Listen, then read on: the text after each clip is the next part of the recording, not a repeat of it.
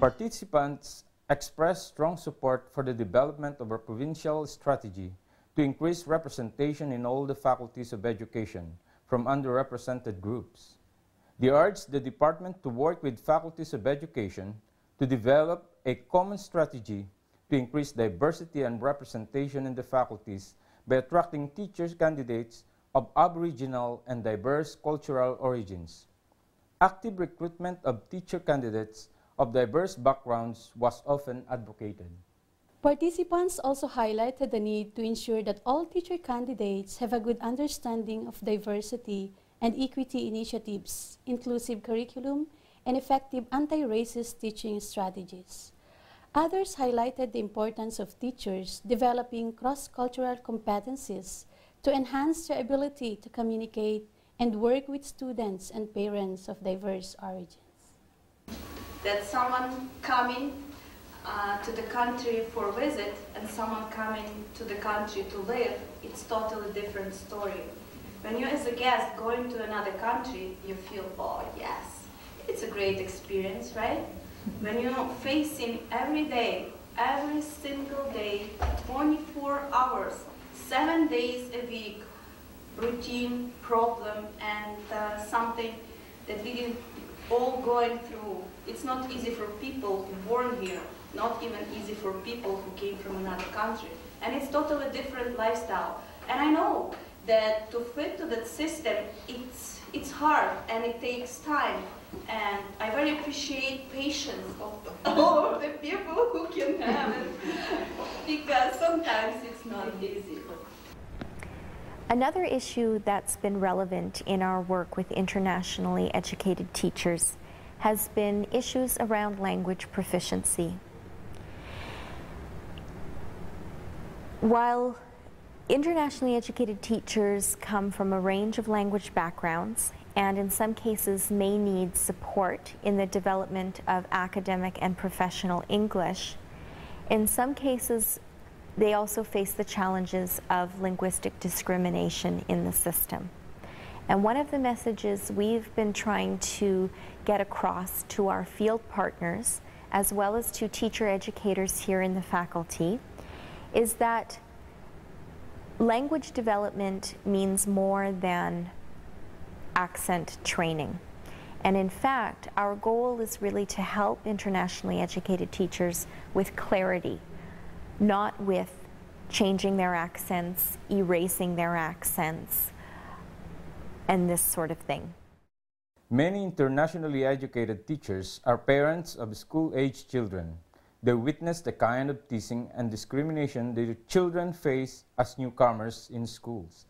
A panel of internationally educated teachers presented their perspectives as immigrant parents to Manitoba educators. But the thing is, what they are experiencing right now is whenever they're bringing rice in school during lunchtime, most of her classmates laugh at them.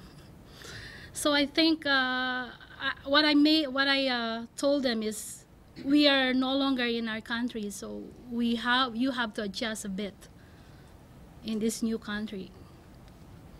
We came here in 2006, last of June, and my son was in 6th grade in India. He was very fine there, he was doing well there, but here it was suddenly changed because of the curriculum, because of the style of education. He didn't have any load like India here. So this was one thing that was very good for him. He was very happy. But after 2 or 3 months, we faced a problem. It was about his look, because he is wearing patka. We call it patka. It's a little turban that is according to my religion. We are Sikh. Like Mr. Indrajit, when the boys grown up, they wear these type of things. They wear turban. But when they are like boys, they have to wear small turban. So first 2-3 months were very good for him, but after that he faced teasing for this thing, for his look. Boys wanted to touch his turban, and they just said that, can you please put off it? and he was very frustrated. And even some tried to put off it. He told us about his problems. They also passed comments that no girl will like you. Maybe this is the age here and they are getting these type of education also here. It's not there in India. So when they are in 9th or 10th or 8th grade, they have these type of talks also. But it's very, very soon or very early for him. He is very frustrated. He was very frustrated. But after my talking to his teacher, things settled down. But again now, he is in 7th grade and he is facing same problem. But my problem is that now he is not telling us. Maybe he doesn't want to talk to us about that topic, because in starting days he just wanted to cut off his hairs, and we always told him that this is not going to be done with you. So he is now totally quiet, and whenever I ask him that is it okay, he always tells me that it's okay, mom, there's nothing to worry. But I know that he is facing some problems like that. He still have teasing, and he doesn't have that good circle of friends. And even this is the latest example. On Valentine's Day, he was very, very sad on that day. I asked him that what happened to you. He told me that, mom, nobody came to me. Nobody gave me some card. Everybody was getting some prizes. Girls were giving everything, gifts to other boys. And boys, they just teased me. Harminder, you will never get girlfriend. Harminder, you looks like that. This is something very, very serious. You know, it affects somebody's personality. It affects somebody very emotionally. And I think it also affects a child's growth. So he's having a very critical thinking. You know, he wants to live with his own identity. But on the other hand, he feels that this is not good for me. He needs support emotionally. I know his teachers are supporting him. I know. And it's really, I am very grateful to them. But they can't be every time with them. So this is my solution, that we should consult these type of kids every time, as much as we can. We can talk to them. Are they okay? Is there anything going on with you?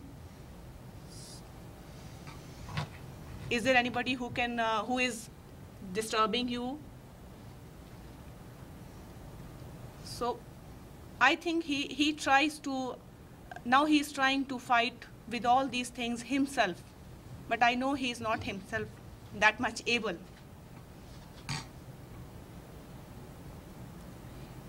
He just shows his frustrations to us.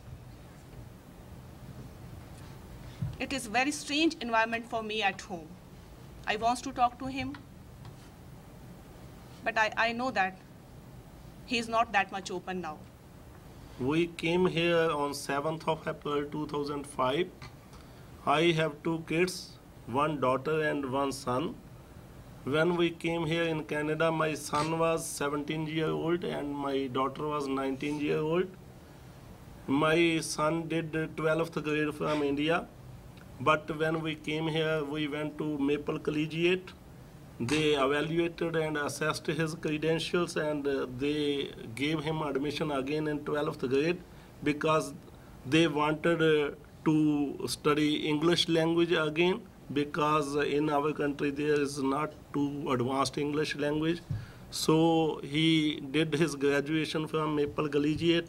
But in that year, he faced too much problems in that school, because my son was also wearing turban like that me, and the other guys always try to hit his turban and take it off. He complained against it to me, and I told him that I will go to your school and talk to your principal, but he never allowed me to go to his school because he told me that, he said that, Papa, if you go there and students will hit you too, don't come to our school. So all of a sudden, what happened, one day he came without turban and without hair. Yes. And he lost the symbol of our religion.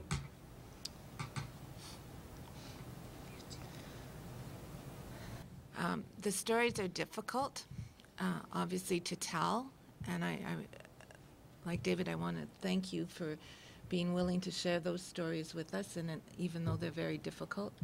And I think what Indrajit said at the end, that these students are facing, too many of them are facing everything from teasing, and teasing becomes bullying, and bullying becomes discrimination, and discrimination can become racism.